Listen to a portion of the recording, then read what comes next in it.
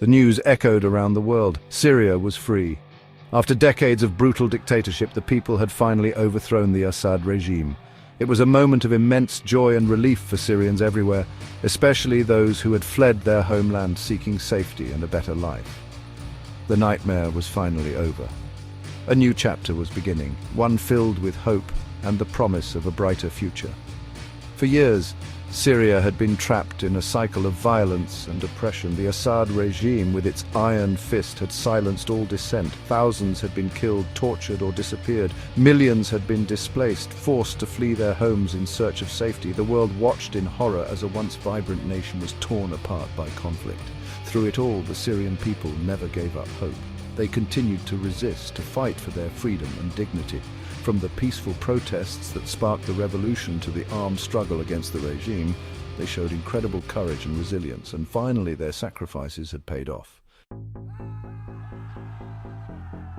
Bashar al-Assad's grip on power had weakened over the years. The economy was in ruins. International pressure was mounting. The Syrian people, exhausted and enraged by years of oppression, had reached their breaking point.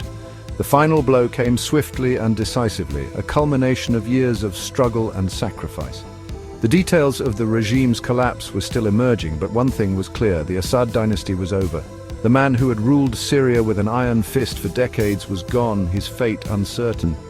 It was a moment of immense historical significance, a turning point not just for Syria but for the entire region. The fall of the Assad regime marked the end of an era of tyranny and oppression. It was a victory for the Syrian people, but also for all those who believe in freedom and justice. It sent a powerful message to dictators everywhere. No regime, however brutal, can silence the will of the people forever.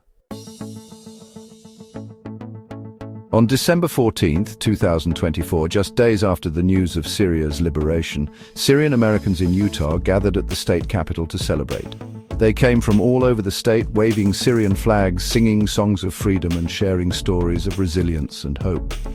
The atmosphere was electric, a mixture of joy, relief and disbelief. Among the crowd were families who had lost loved ones in the conflict, their faces etched with grief but also with a sense of closure. There were young children, born in America but raised on stories of their parents' homeland, finally able to celebrate their heritage with pride.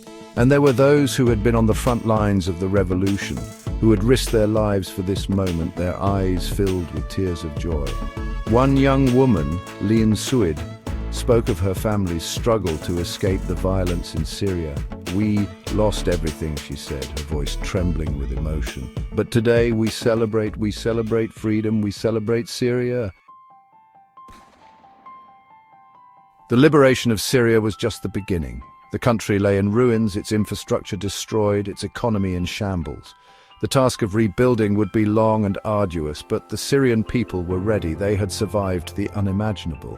They had overthrown a dictator. They were ready to build a new Syria, a democratic and free Syria, a Syria worthy of the sacrifices. The rally in Utah was a testament to the resilience of the Syrian spirit. It was a message of hope and solidarity, a promise that the Syrian American community would stand by their brothers and sisters in Syria as they embarked on the long and difficult road to recovery.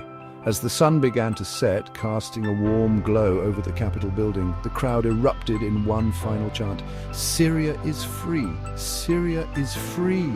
It was a chant filled with hope, a chant that echoed the dreams of millions of Syrians, both in their homeland and around the world.